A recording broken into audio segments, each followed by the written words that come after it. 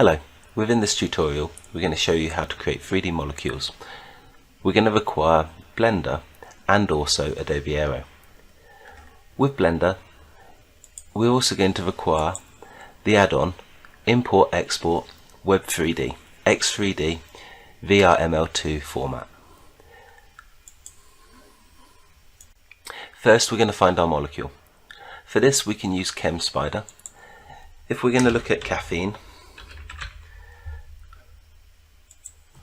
we can find the molecule,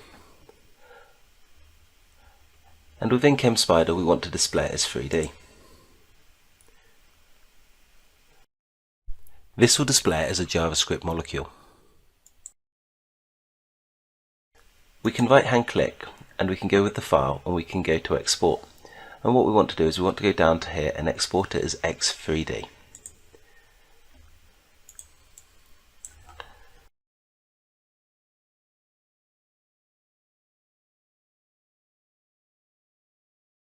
And it will download caffeine molecule.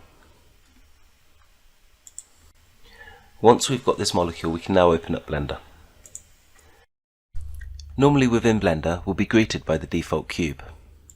To delete everything, press A and that will select all, and then just delete. We'll notice here within the scene collection everything is deleted. What we now want to do is we want to go to File and we want to import that caffeine molecule. So if we go to Import and import here an X3D. So if we find where we've downloaded that caffeine molecule, and we can import it. Pressing and holding the scroll wheel on your mouse will allow you to rotate around the molecule. Also, by rotating the scroll wheel will allow you to zoom in and out of the molecule. As you can see, that the spheres and the cylinders have an edge on them at the moment. Making sure that everything is all selected by pressing A again, and we can see within the collection it will highlight. We want to go to Object, and then we also want to just go to Shade Auto Smooth. This will end up making them more rounded. From here, all we're going to do is we're going to go to File, and we're going to export, and we're going to export it into a GLB file. The GLB file is going to be more useful with importing into PowerPoint, into Adobe Aero. And so this is all that we're doing within Blender, is just changing the file format and smoothing. So if we go into our documents, and we're just going to be saving here as caffeine. We don't need to change any of the presets. And we've now saved the caffeine molecule. If we go into the location that we've saved the caffeine molecule, and we open it up, it will automatically open in the Microsoft 3D viewer. Here we can open up and show the caffeine molecule. We can click, left hand click, and move around to show it in 3D. With the molecule now being in GLB format, we can now use it in many things. We can open up PowerPoint, we can go to Insert, and we can now insert 3D models.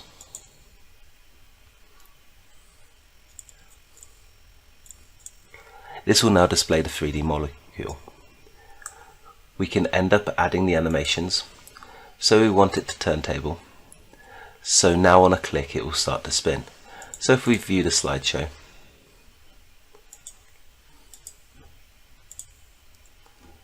and click on the molecule, it will now start to rotate in our PowerPoint presentation.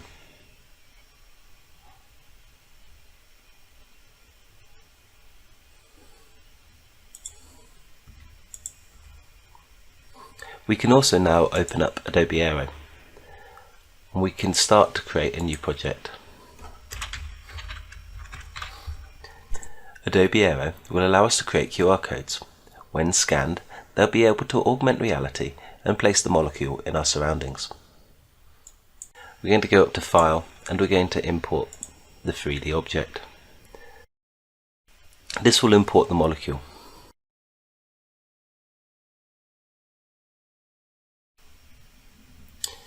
As we can see that the molecule is large.